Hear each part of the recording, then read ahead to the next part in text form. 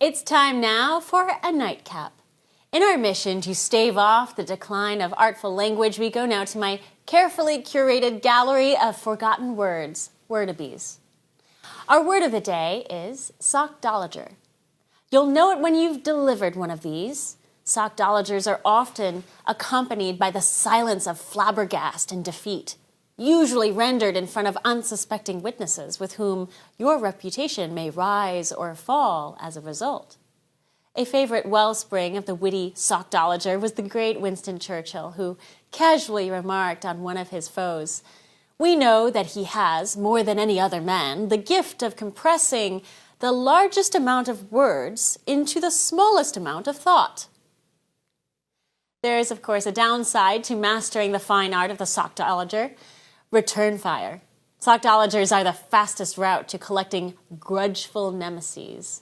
Render your blows wisely. We turn now to former Congressman George Santos, the one and only person who may understand what a Sockdolager actually is in practice. George, welcome.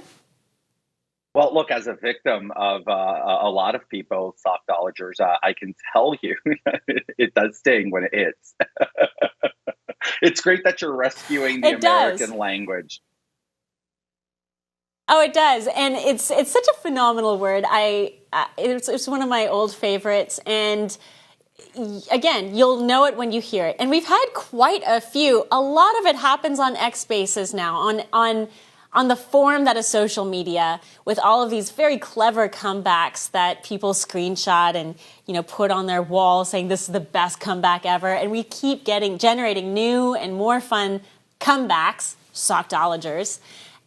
What were some of your more memorable ones from the year?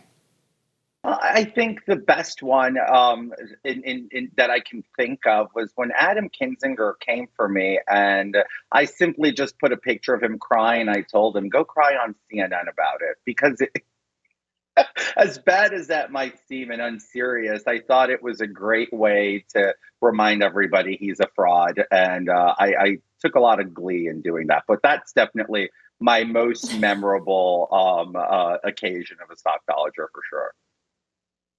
He does have a face for crying. He does have a very tearful face. Well, Well, he made the country cry with some of his positions on the world and his national security compromises, but that's another story. One story I wanted to ask you about, which you may have some familiarity with, it's this story about New York congestion pricing.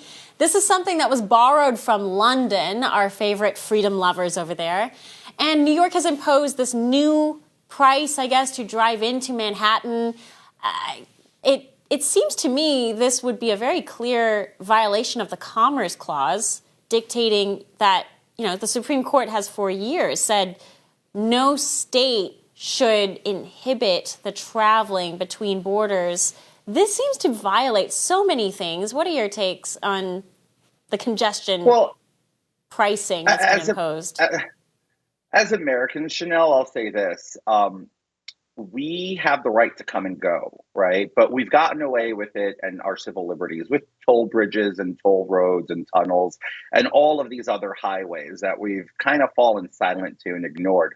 But what this underscores is the absolute lack of empathy for people hurting right now. Now, who is going into Manhattan in a car these days in peak hours? It's people avoiding the subway system, the mass transit system that has become absolutely volatile. So to see Kathy Hochul take a grandstand and reveal this as it's some kind of grand, amazing thing for the people of New York City, I can tell you, New York City currently struggles with almost 30% of vacant office space, last I checked. For all our viewers asking where One America News is heading in the future, we would like to introduce you to OAN Live.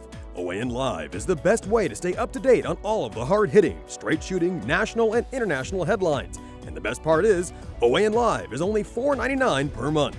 All the credible, honest, unbiased reporting One America News offers at a fraction of the cost of cable. Just go to OANN.com to easily sign up for OAN Live and stay informed.